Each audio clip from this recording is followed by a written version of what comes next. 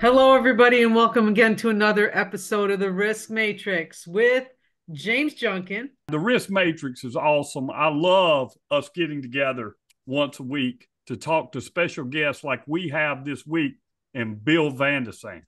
Right on. So that's with James Junkin and myself, Dr. Martin. And again, as James said, we have Bill Vandesang on. He's a master trainer with Veriforce.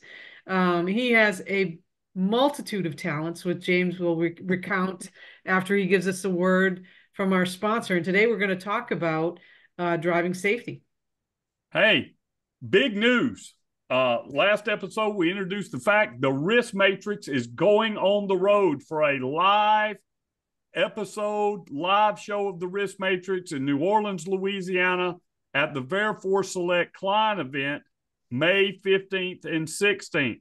So that means we're going to have actual live guests, some interaction, bringing back Brett Kettlecamp, who's a shareholder and attorney with Ogletree and Deacons.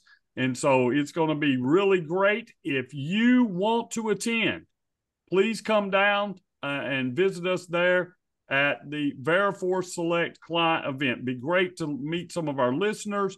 You don't have to be necessarily within the client network of Veriforce to attend, but if you are, we would like you to come. So check it out, veriforce.com/NOLA-client-series. The event will be held at the historic Higgins Hotel right across the street from the World War II Museum. And as someone who lives in the New Orleans metro area, when you come to New Orleans, it is worth the trip to go into and see the World War II Museum. So a lot of good things going on. Bill Vandesang will be a speaker there with me as well in some of our breakout sessions. But I'm super pumped that the Risk Matrix will be live May 15th, New Orleans, Louisiana, Veriforce Select Client Series, Higgins Hotel, across from the World War II Museum. Welcome, Bill Vandesang. You're in the Matrix, baby. Thank you very much. And I think it's appropriate that you're going on the road and you're going to talk about driving safety to get there. Absolutely. Right. What better theme could we have? So to introduce our guest, fellow master trainer, Bill Vandesang, also the vice chair of the Veriforce Strategic Advisory Board. Really like Bill. He's meant a lot to me in my career as a mentor, as a friend. Bill shares our dedication, Dr. Martin, and Veriforce's for getting workers home safe from high hazard jobs. And in this episode, we want to talk a little bit about driving safety. You know, when we talk about hazards in the workplace, we usually talk about hazards associated with high risk activities like confined space entry, like working at heights, energy isolation, and all those are appropriate. But oftentimes we leave out probably the most dangerous thing we do every day, Bill, which is back out of the driveway. Yeah. And the statistics show that 27% of the deaths that happen in the oil and gas industry happen in vehicles. And that is such an important thing to remember and to think about. I know we hear statistics a lot, and we tend to get in our vehicles and we drive and we do something we know is not the best thing to do. No consequences. Well, I guess it wasn't really all that dangerous. We give ourselves permission to do bad stuff. That happens with drunk driving. That happens with distracted driving. It happens with so many different things. And part of what we want to do is get rid of those myths and talk a little bit about the attitude that people have that contributes to their bad decision making. You know, when I did a little bit of research in preparation for this course, and I know you did for this course, for this session that we're having today, but I know that you did a lot of research in preparation for your development of a course that Veriforce is soon to launch this month, Safe Driver. But in my research, in the latest data from 2021, there was an estimated 6,102,936 police reported vehicle accidents in the United States in 1 year. Man, that's simply amazing. Yeah, you found the same research paper that I did from the CDC. Yeah. And NIOSH also had a study. Almost 40,000 were fatal. Okay. But let me add in here as somebody who's been former law enforcement, those are the ones that are reported that go on a police report. Okay. Absolutely. So we're talking a small fraction of vehicular accidents that happen in the United States in a year. So yes, that's big, but it's much bigger. It's much bigger than that. But I'd like to come back to that, Dr. Martin, and kind of supplement that data for a second. So if you look at the 6 million number of police reported accidents and 39,000, almost 40,000 were fatal, that gives you a death rate of 0.7%. But Bill, say that again about the percentage in the oil and gas industry of overall fatalities. How many of those were automobile accidents? Overall, 27% were involved a vehicle, whether it was on the highway or whether it was on a site, whatever the location and the type of vehicle. It's everything from your small car to your motorcycle to your light duty truck to your F-150, all the way up to forklifts and other vehicles. But the primary one that we're concerned about, and the primary one that's involved, is going to be the over the road and then onto a site that we lose control of our vehicles, we lose control of ourselves. But 27%, I mean, that's, we're almost at a third. We're somewhere between a quarter and a third. And the numbers that you cited were rather large, and they're accurate. So you're 26 times more likely to be injured or killed in an automobile incident in the oil and gas industry versus that of the general public. That is amazing. Yep. That is amazing.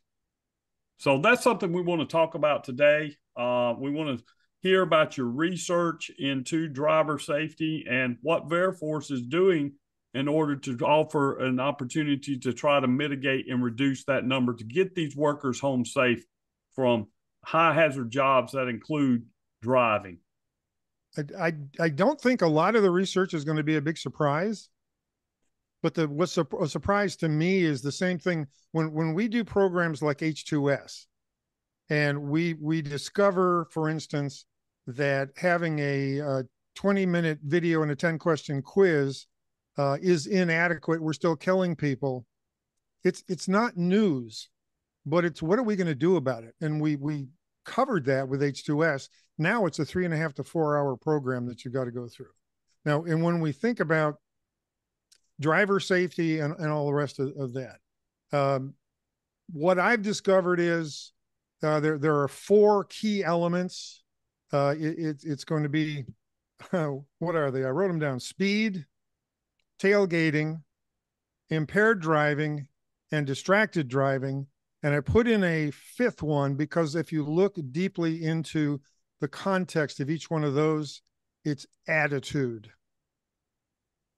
It's attitude. It's what we think about. It's that getting permission to do something that's wrong. We give it to ourselves because there are no consequences. Mm-hmm. And that leads to a little bit faster, a little bit faster, a little bit tighter on the driving. I used to do defensive driving, National Safety Council version of defensive driving. And one of the things that I would do when I started all of my classes would say, my name is Bill Vandesand. I'm going to be your instructor today, and I want you to know something. Nobody, and I mean nobody, cuts me off in traffic. And usually you'd get this, what are you going to, I say, it's real simple. You know those reflective things we've got, those mirrors? I can see that guy in the background that's going back and forth like this, and I know exactly what he's doing. He's cutting in front of people. So immediately I start to slow down, back away, give a little extra room. That person comes up, I gesture to them, there's your spot, because he's going to go in there anyway. Yeah. So my attitude is, I don't want to be involved in a collision. And the simplistic way to put it, and I've turned it into a motto, if you will, for our program that we developed for Veriforce.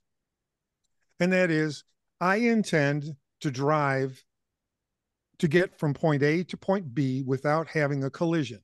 That's my attitude. That's my filter. What's going to contribute to doing that? Not speeding, not being distracted, not being impaired, and not tailgating. And there are lots of other things that we can throw in there as well. So Bill, I know that you were a really good National Safety Council instructor because I actually took that for one of my companies. Took that, and there was a question on the test. I got one wrong. I got one wrong, and I'm gonna own it. I'm gonna own it, Bill, because this goes to your story.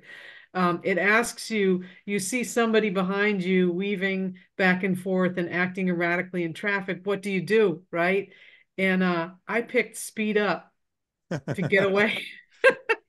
Well, Just That depends, right? that was wrong. That answer was wrong. For those of you listening, and Bill's answer was right. Right, you move to the right and let him pass.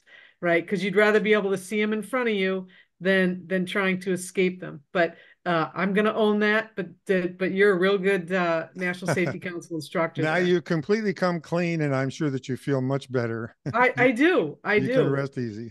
But now I'll never get it wrong again.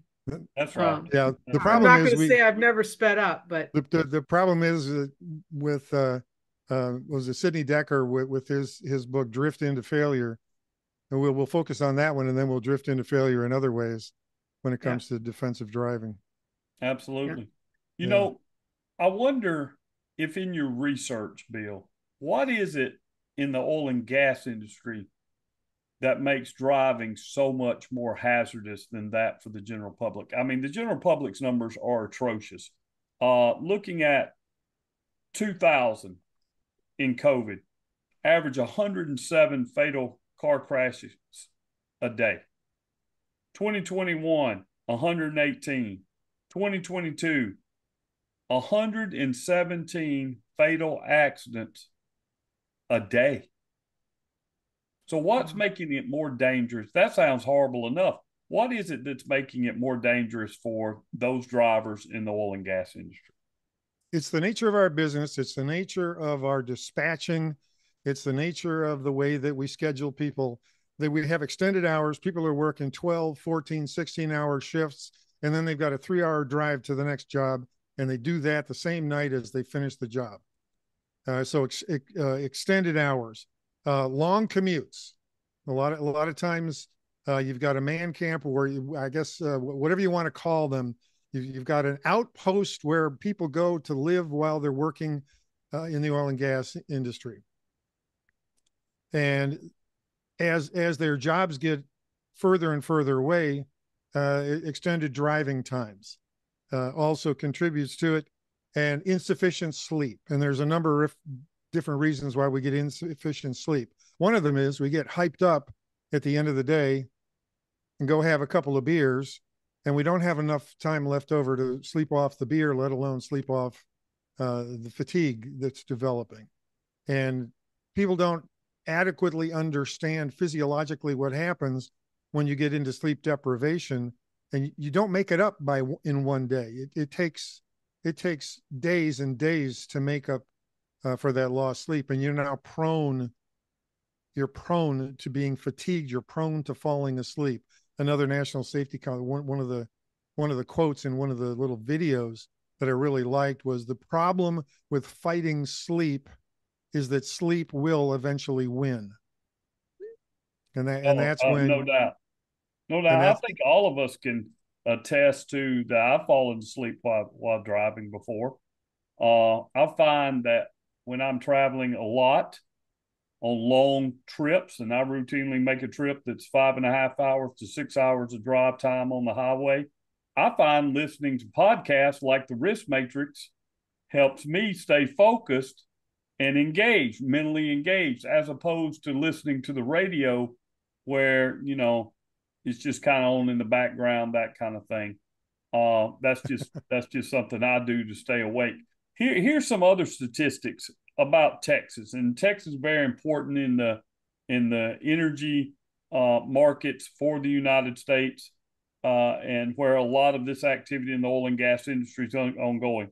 The most fatal accidents in 2022 happened in Texas.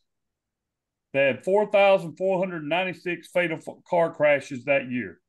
That was a 36% increase over 2019.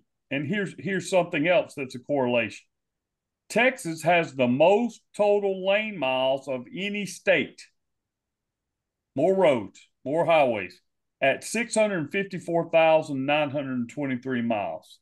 And if I wonder if the size of Texas and the distances we have to travel, and then sometimes the roads were not designed, the infrastructure to contain the public general public transportation, normal commercial transportation, and now we have a lot of oil and gas transportation, whether it's water haulers or crude haulers or rig moves or just the number of pickup trucks with a trailer behind it that's got a skid steer on it or whatever, if that's not helping contribute to some of these fatal accidents. I would think the answer to that is yes.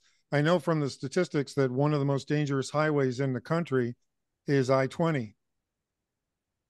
And if you look not just in the Permian Basin, for instance, but you look all across I-20, you'll find that there's a lot of major cities involved in it. Dallas-Fort Worth being the next largest, and then going east, and then going west, you get into wide open country. And one of the things that we do here, when you're in Midland, the speed limit is 65. As soon as you get out of Midland, go towards Odessa, it gets up to 75. And once you get out towards Pecos, it's 80. Well, you don't survive a crash at 80 miles an hour. It's very rare that you do that. And it's more likely that you're going to have a crash because you're going to lose control because of the condition of the road, an animal running across the road, sun gets in your eyes and you miss a turn, your wheels dip onto the side of the road into the sand, and you're going flying. So there's many different things, and we've got a couple of different highways that are like that. It's almost like the old timey days when they had reasonable and whatever that was that used to be on the speed limit signs out in the middle of the deserts. And it's like, no, the speed you're going isn't reasonable. Well, that would be, it just depends, right? Yes. Oh, that's the answer to a lot of questions. Yeah, absolutely. You know, in the research, and I find a lot of good data in the research out of the CDC that helped inform some of your opinions that you used in the development of this new course, Safe Driver Driving Safety course, launched by Veriforce this month. 2021 was the third year in a row with an increase in the number of speeding-related fatal crashes. Simply amazing. Yeah, I wish they had more recent data, but that's the most recent I've found is the 2021 stuff too. And NIOSH, let me find my note here because it was one I wanted to make sure that I shared with you. But NIOSH did a research of 500 people in the oil and gas industry, and they found that two-thirds of the people involved said that they had fallen asleep or been extremely drowsy when they were driving, and that's associated with driving from one location to another or driving after a heavy day, hard work. And the other one is the statistics are abysmal when it comes to pedestrians as well. We don't just lose control of our vehicles out in the middle of nowhere. I mean, when you're flying in to the Odessa area, Midland Odessa area, you can see all the pump jacks, but you can see all the city too. And we're driving all throughout the city, and early in the morning when, for instance, when I'm out there and going to Odessa College to do one of our train the trainers over there, there are pickup trucks with logos plastered all over them going 70 miles an hour down University Avenue, which is a 35-mile-an-hour speed limit. That's a fact. That's us. That's us. That is a fact. That's attitude. And that goes to, I'm late to work. Well, get up earlier. Well, I'm exhausted. Well, go to bed earlier. I mean, it's like, do I have to be your mom?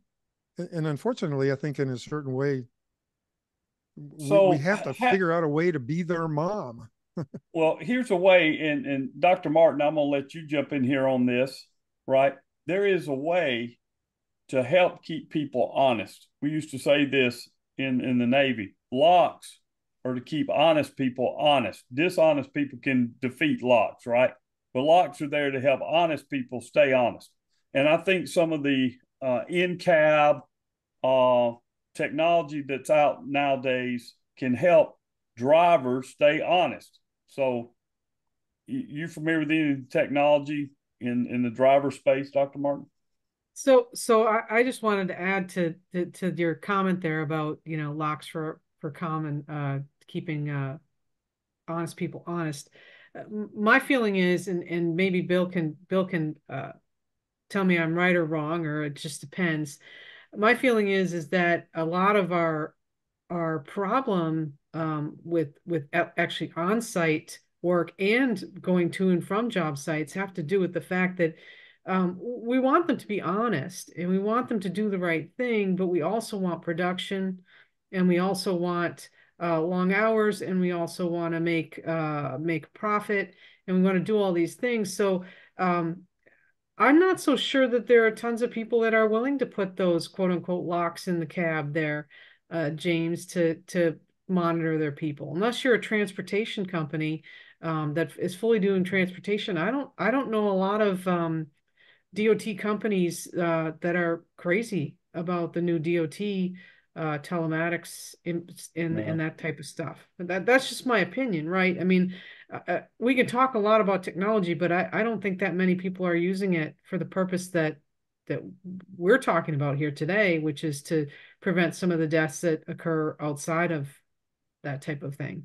Well, I think in the DOT realm, which is a little bit outside what we're talking about, it's a segment of what we're talking about here.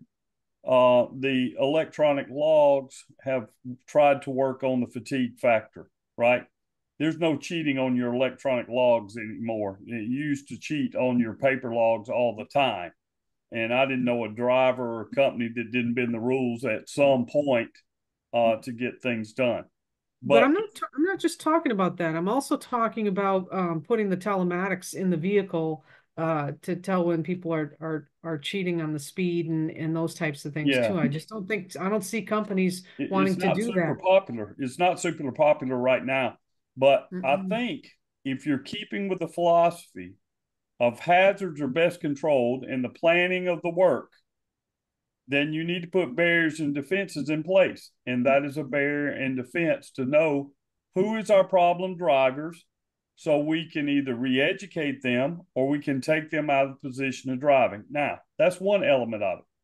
The second element is I live in the real oil and gas industry where a lot of these jobs are very physical. They're often done in the heat, and fatigue is a factor. If you ask a company, do you have a fatigue management policy? Yeah, we got a fatigue management policy, but do you use it? When we talk about driver policies, we usually talk about journey management policies, which a lot of people have the policy. They don't really utilize it, but it's designed for these long trips, not these daily commutes from my home to the job and back, or from the man camp to the job site and back. And I think we're missing the boat in when we're not examining total worker experience. Why are these drivers having these incidents? What time of day are they having these incidents? Why are they falling asleep? Sometimes it's not because, I stayed home, drank beer to 10 o'clock at night, whatever, and had to get up at 4 and I didn't get enough sleep and I'm sleep deprived. Sometimes it's because I put in 16 hours out here working all day on the job. It was, 2 hours to get to the job, 12 hours on the job, 2 hours coming back. I think as we plan the work, we have to think about what are we asking of our employees? What are we asking of our employees? This is a hazard just like any other hazard. Yeah. Let's examine the hazard and let's look at the work conditions we're putting people in. Many times these accidents happen when drivers are alone and working at night. What's your lone worker policy? So it is a huge issue. Okay. Texas leads the nation in speeding related fatal crashes. 1,387 in 2021.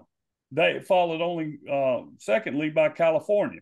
Now, those are two very populous states, so more people, more accidents, right?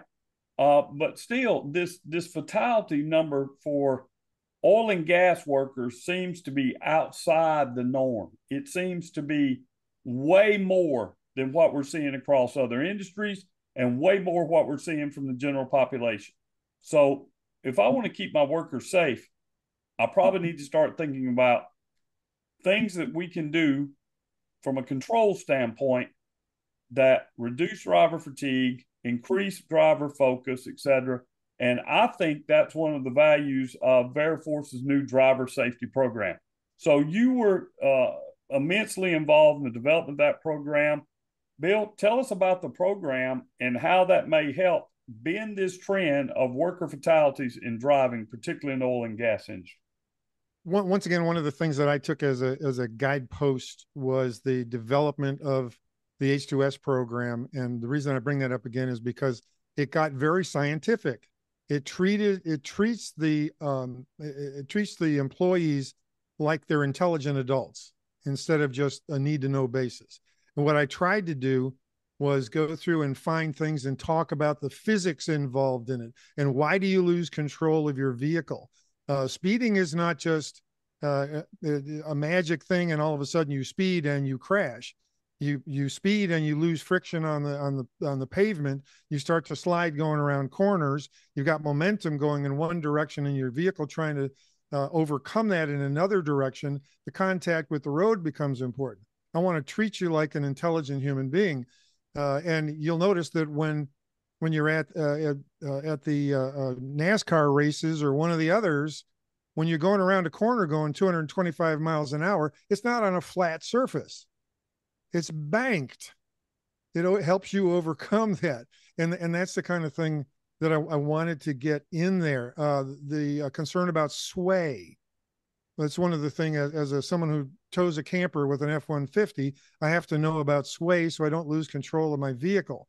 And having a good hitch is important, but also simply understanding the physics of it. You have to load in front of the tires towards the tongue, the more of the weight than you do behind the tires. Otherwise, it's going to go into what's called sway.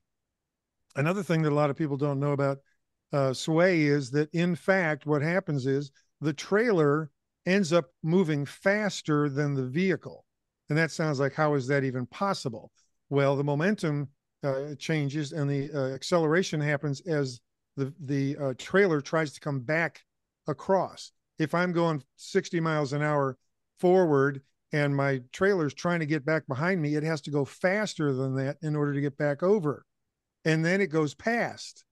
And now we get into this and it all tips over. And the point here is I'm not trying to get too deep into the weeds, but I want to be able to make the point or try to make the point with people. You need to understand a whole lot more than what it is like driving your hot little sports car to work, or driving your motorcycle to work, or even driving your F-150 to work.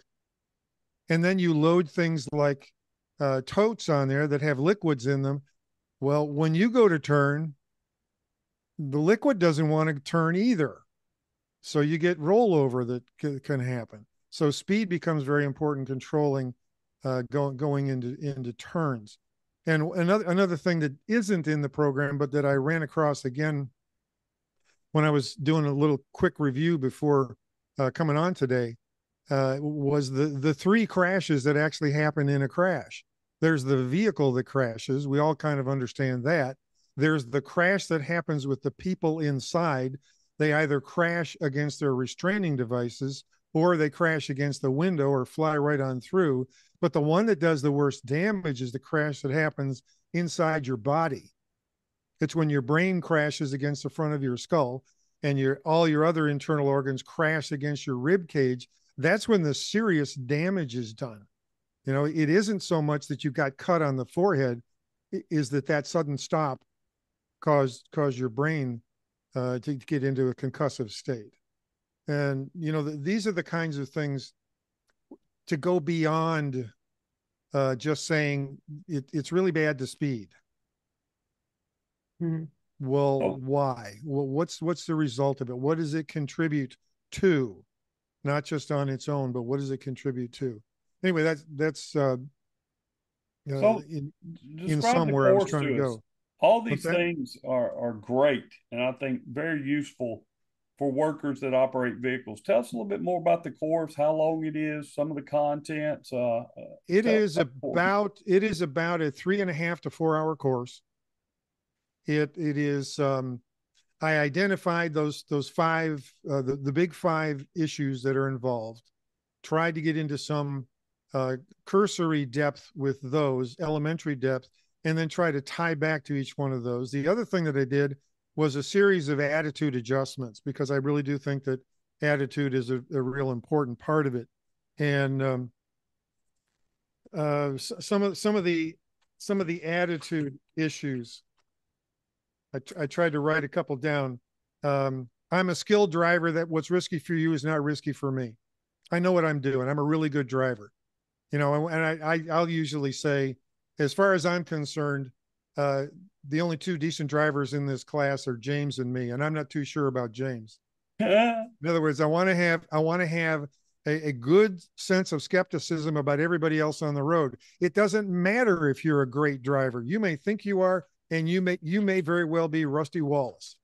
But Rusty Wallace flipped over 26 times and almost got himself killed. He was such a skilled driver. Down in Talladega. Because in the confines of that particular race, he was out of control.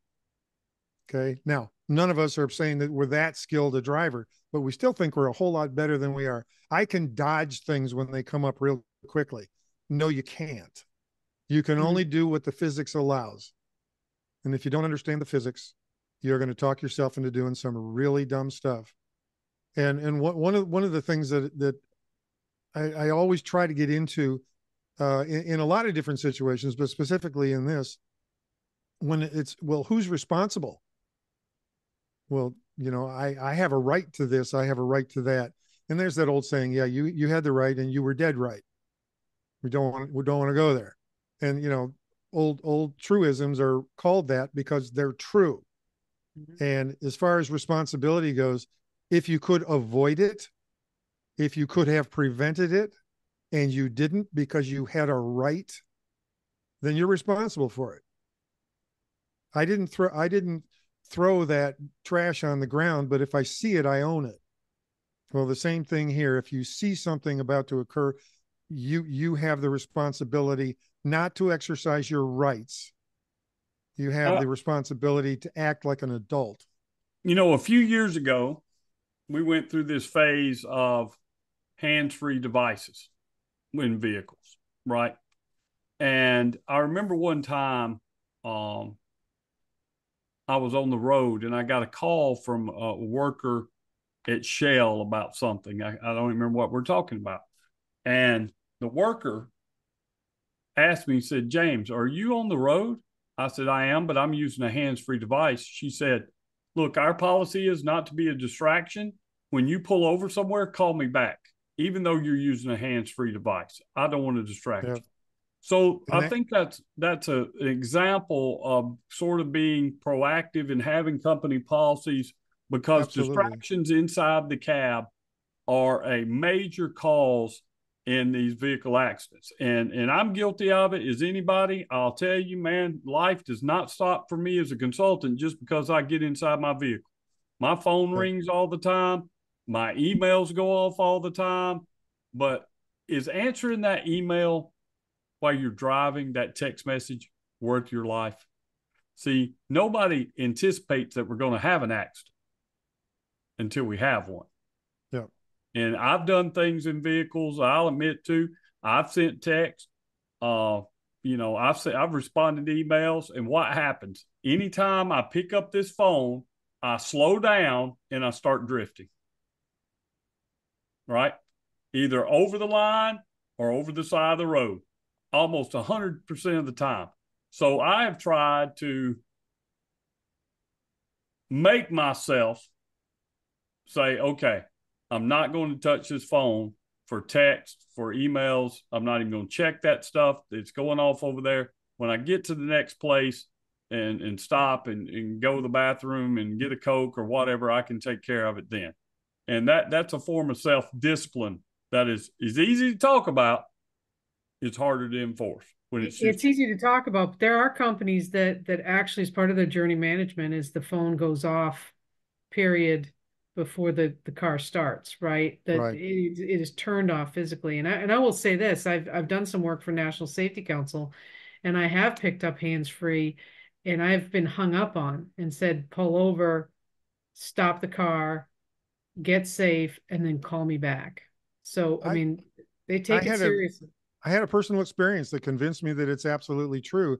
I was driving down from Longview down through Henderson. I don't know if you know that part of Texas, but there's nothing, nothing, nothing. Then there's Henderson, and then there's nothing, nothing, nothing coming south. For 259, I think is what it is, and then it takes a left-hand turn, goes out to what now is I-69, and very, very busy intersection. I was talking with my wife on the phone. It was hands-free. And when she finished, we decided where we were going to go to dinner that night. I hang up and I realize I don't recognize where I am. I stop and I look at my map. I missed Henderson by 7 miles. I've Wow. done that. Totally unaware that I had gone through that town. Totally unaware. I assume I didn't run any red lights. I assume I didn't hit any pedestrians. I've done that. But the truth of the matter is, I have no idea to this day. And that convinced me. That's scary. I've missed Hands-free my does exit. exactly nothing. Look, it wasn't that long ago. Hands-free device, dropping off a rental car, headed back to my country house in Alabama, know where I'm supposed to turn, driven down a road 100,000 times. Got engaged in the conversation, missed my exit, and didn't realize I'd missed my exit till I was already over the state line and had to take a 45-mile detour to get back to my house. So the point is, even though we have devices and these hands-free devices that have led us to put the phone down, you know, there still can be distracting. And I think that's something that has a contributor to these particular accidents. You know, we think we're operating safely because we don't have our phone in our hand, but our mind is not on the road. Our mind is engaged in this conversation.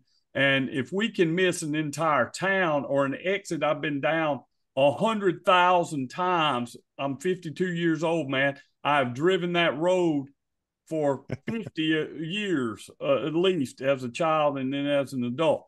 Yeah. If we can wait, I got to do the math here. You said you're 52 years old and you've been driving for 50 years? Well, I used to sit in my granddad's lap and drive. We were tougher in the 70s. All right. I just had to kid you there, James. Yeah, I know in the South you guys start driving a lot sooner than we do. I'm just going to tell you, like my business partner Joe would say, I'm no math magician. And I envy you being able to say you're 52. I'm 72. Yeah. And I'm still making the same mistakes. So, and you've been driving it only for 69 years, right? That's right. That's right. And we're, quote, safety professionals, right? So if it can happen to us, it can happen to anybody. Three of the key points that constantly come up is hands on the wheel, eyes on the road, mind on driving. And if you break any one of those, you are by definition distracted. Agreed. End of conversation. Now, how that gets applied and how we take advantage of that and use that, I wish I had a magic pill to offer. All we can do is treat people like adults and really give them some new information. We do talk about spotters. We do talk about backing into spaces so that when you're pulling out, you're pulling forward and you got full view. So we get into some of that. We get into some of the issues that are associated with the access roads. For instance, some of them are perfectly paved, wonderful roads. Some of them are gravel roads. Some of them are sand that gets pretty deep. I came to an intersection, well, not really an intersection, but a widening in the road one place. And I saw a guy coming in the other direction going full tilt. And I thought, well, this is not really very safe, but it was the only way he could get across the sand. Just like trying to get across water. I thought, oh, well, maybe with my little my little car, I better back up and do the same thing he did, or I might not get across the sand. And it was lucky that I did, because I was fishtailing all over the place. No other traffic, but Mm, what's going to happen when the back wheels finally grip? Are you going to be like this? Are you going to be mm, forward? Where are you going to be? And is it going to go into a tree? mm. Not good stuff. So, But as we kind of wind down here, I'd like you to talk a little bit about a unique feature to Veriforce's Safe Driver program, which is the drive behind, drive along with hands-on competency evaluation. it's a commentary drive is what the expectation is of it, if it's going to be in the cab. Tell me, and obviously it's modeled after a Smith system, the way that they conclude their program. It's not a steel, but it's similar to, and I've seen it done in other situations. But the whole idea is don't just drive, but tell me what you're thinking. Tell me why you're paying attention to the left-hand mirror. Well, there's a small car coming up, and I'm going to have to pull out into that lane in order to make this turn if I'm driving an 18-wheeler. Looking out the left-hand or right-hand side, there's some kids playing on the side of the road. I want to make sure I clear them. Is the light green? Yes. Is it getting stale? And talking about all of these different kinds of things. Now, when it comes to the drive behind, that's going to be the auditor or assessor paying attention to whether you're using your traffic your turn signals correctly, whether you've got your lights on, whether you've taken the time to actually go and make sure that the reflective striping on your vehicle is clean and you can see it, and you've probably had a walk around. We call it a 6-point walk around: the top, the bottom, the two sides, the front and the back. And it goes obviously deeper, gets into the engine compartment, gets into the cab of the vehicle, and all the rest of it. But we want to promote the idea that the driver's license that I got in 1962 or somewhere around there um, should not still count. And yet that's the last time I took a driving test. Things have changed. We have so many more gadgets in our vehicles. We have so many more ways that we can distract ourselves, and we can count because we've got sensors on the side. The rear view mirror starts blinking and beeping at you that someone's pulling up alongside you. I have a friend who the only way he avoids accidents is because of those things. And it becomes so important as a passenger. He hates it when I'm in there as a passenger, because as soon as he starts messing around with the GPS, I'll say, "Where do you want to go? Just tell me how to run your GPS." And he answers his phone. "Give me your phone. I'll hand the phone to your wife. She can answer the phone for you." And he hates it when I'm in there because he drives with his knee. It's like, I laugh, but it's true, do right? you yeah do you know who's in the car? And I Yeah, wonder if he only drives with his knee when I'm in the car. But could I'm be. but he's got the beeper that'll go off, so that when he's got his hamburger in one hand and his Coke in the other, at least he won't spill stuff. He may have a fatal accident, but at least he won't spill his Coke. Yeah, yeah. So good grief. And that's another thing that we do teach: speak up. As passengers, you play a role in it too. It's your life. Speak up, say something. We do stop work routinely in this business. How about when we're driving down the road? Yeah. Absolutely.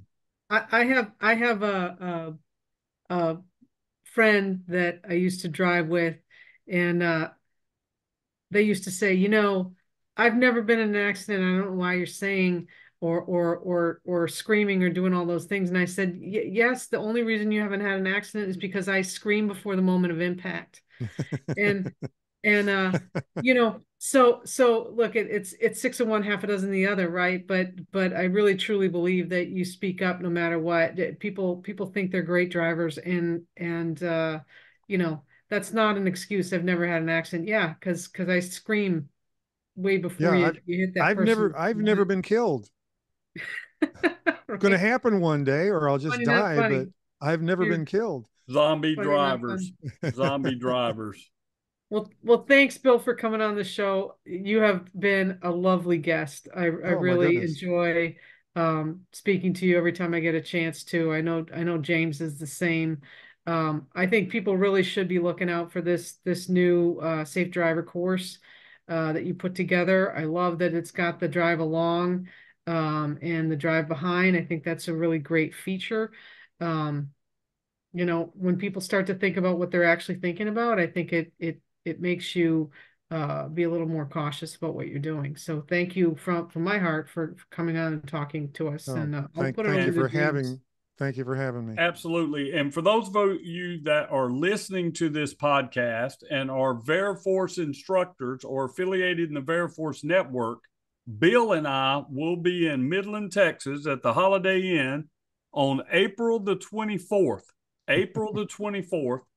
And you should be receiving some information about this. This is an instructor event in Midland, Texas, designed for instructors in that area, but any instructor can come. There's no cost to attend. But in the afternoon session, you should be getting some information in your email about this afternoon session where Bill will be teaching a train the trainer for those of you who would like to become authorized Veriforce instructors in our new course, Safe Driver. So look in your email for correspondence from Veriforce and come out and see me and Bill. Bill's going to teach. I'm just going to hang out and we can talk about how I've been driving for 52 years since I'm 52 years old. Roll Tide. Roll Tide. Roll Tide. But thank you for everyone who participates, who listens to our podcast. Again, we're over there on YouTube. Hit that like button, smash that subscribe button. Make sure you're on getting those alerts. New episodes drop every Tuesday, sometime around lunch Central Time. Look for us on Spotify. I have it on my phone. When the episode is uploaded, it lets me know it's there when I can go back and listen to it in my leisure. So thank you again for participating. Thank you, Bill, for coming on and for what you do to bring workers home safe from high hazard jobs. And thank all of you for what you do in accomplishing our mission, which is to keep getting those workers home safe.